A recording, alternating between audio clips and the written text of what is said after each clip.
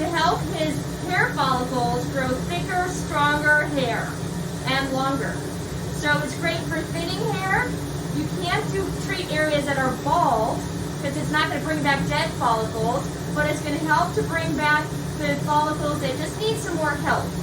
So I've already drawn his blood, and I've gotten his very concentrated platelets in my syringe right here. So I'm going to just start by injecting right over here.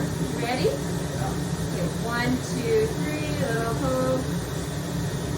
And we're just going to do little injections all over his scalp. You okay? Yeah. Love it. A lot more? Or less?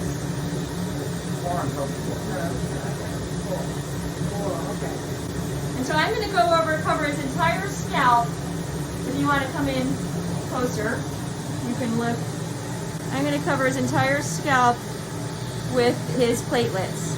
And then when I'm done with that, I will do some microneedling.